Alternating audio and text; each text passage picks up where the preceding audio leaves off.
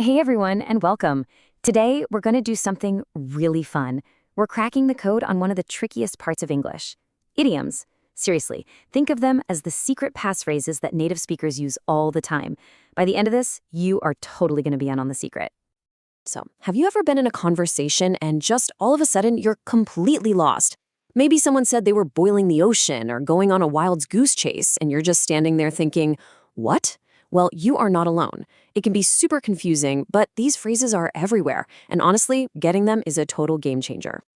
So here's our game plan. We're going to tackle these idioms by theme, which makes them way easier to remember.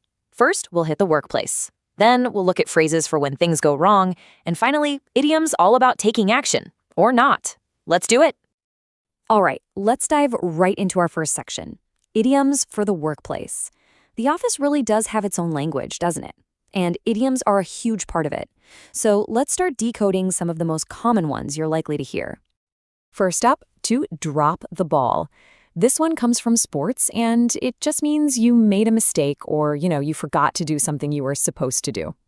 It's a really common way to just own up to an error. For example, you might say, I forgot to send the email. I dropped the ball. Okay, this one is great because the mental picture is just impossible, right? To boil the ocean. That's exactly the point. It means you're trying to do something that is just way too big, way too ambitious, and probably impossible. For instance, you can't fix the whole company in 1 week. Don't try to boil the ocean. This next idiom is all about getting straight to the point. The bottom line is the most important takeaway, the main conclusion, cutting through all the other details. You'll hear this a lot in business meetings. For example, bottom line, we need more customers. The carrot and stick approach. This describes a way of motivating people using a combination of rewards, that's the carrot, and punishments, that's the stick. It's all about using both good and bad consequences to get someone to do something. So you might hear, the boss used carrot and stick, bonus for good work, penalty for mistakes. You can almost feel this one, can't you? When you say your hands are tied, it means you can't do anything to help, usually because of some rule or a higher authority. You're powerless. For example, I want to help you, but my hands are tied. It's the company's rule. Okay, let's move on to our next category, idioms of bad judgment. This is all about those phrases we use when plans go wrong, when people make mistakes, basically all the things you probably want to avoid doing. Here's another one where the visual tells you everything. You'd never put a cart in front of the horse, right? It just wouldn't work. So putting the cart before the horse means doing things in the wrong sequence. For instance, you want to buy a house before saving money. You're putting the cart before the horse. This is a classic piece of advice.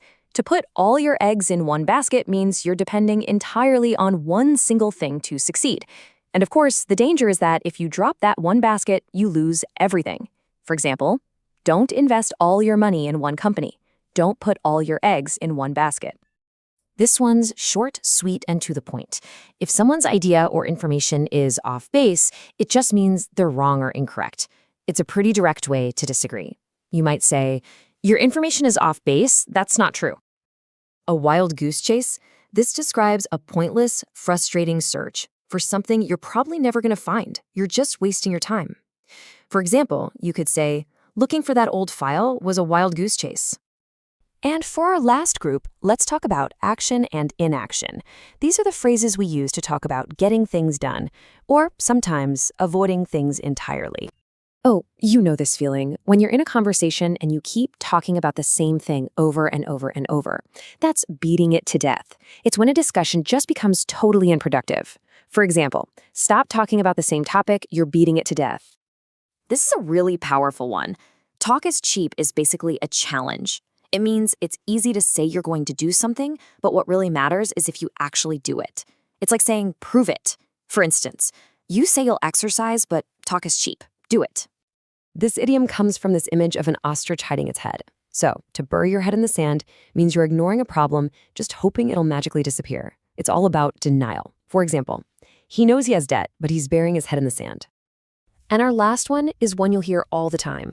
To get cold feet means you get really nervous or scared and back out of something you had planned to do right at the last minute. A classic example is, he wanted to get married, but he got cold feet. Okay, wow, we have covered a lot of ground. So let's do a super quick review of all the new phrases you now have in your English toolkit. So from dropping the ball at work to getting cold feet before a big event, you're now equipped with all these key idioms. This is going to help you understand so many more conversations and sound way more natural. You've officially started cracking the code. So, here's your new mission. Start listening for these phrases. I mean it. When you're watching a movie, listening to a song, in a work meeting, just keep your ears open. You will be absolutely amazed at how often they pop up. So, now you're in on the secret. What are you going to do with it?